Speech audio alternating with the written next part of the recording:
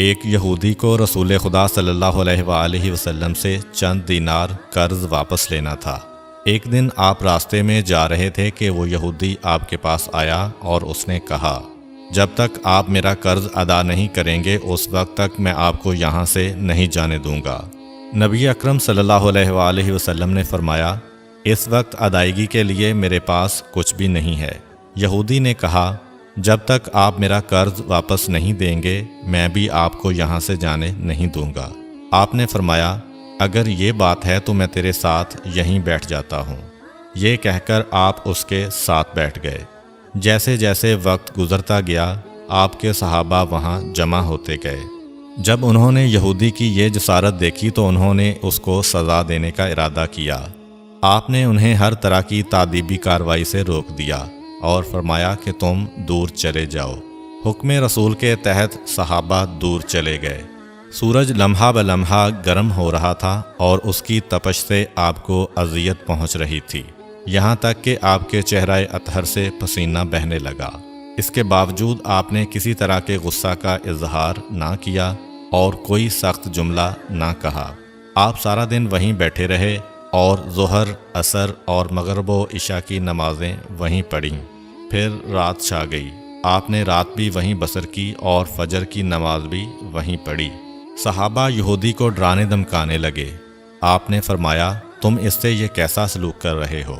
صحابہ نے کہا، یا رسول اللہ، اس کی یہ جرت کہ آپ کو یرغمال بنا کر اپنے پاس بٹھا لے۔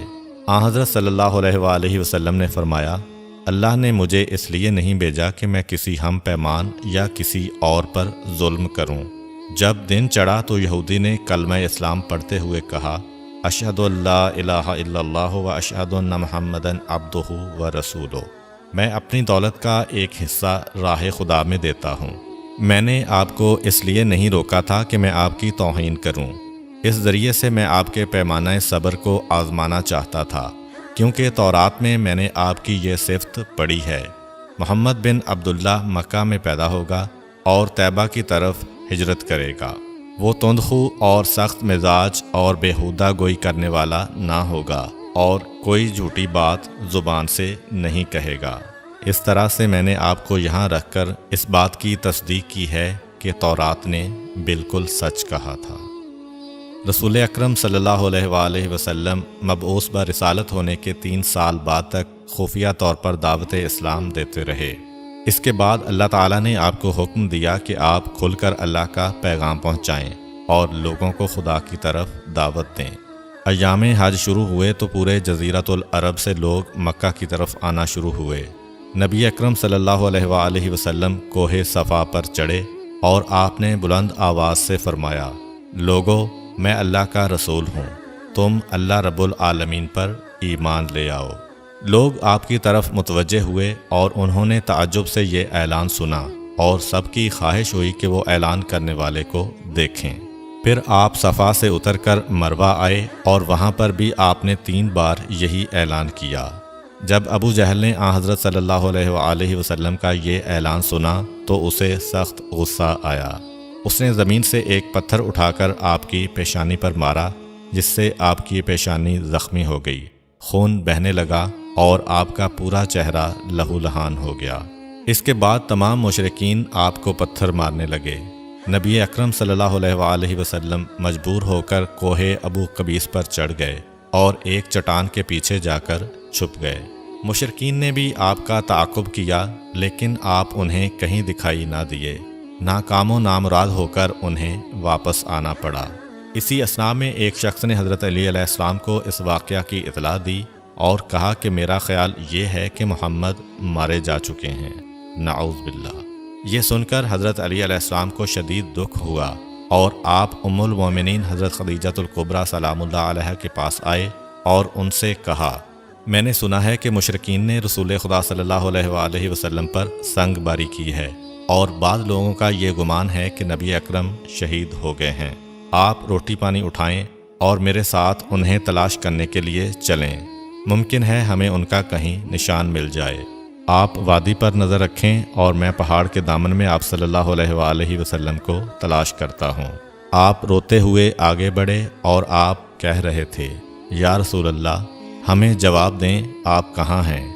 میری روح آپ پر قربان، آپ کس وادی میں بھوکے پیاسے ہیں؟ آپ نے مجھے اپنے ساتھ کیوں نہ لیا تھا؟ حضرت خدیجہ رو رو کر فریاد کر رہی تھیں، کوئی ہے جو نبی مصطفیٰ کی مجھے خبر دے؟ کیا کسی نے انہیں دیکھا ہے جو مجھے ان کے متعلق بتلائے؟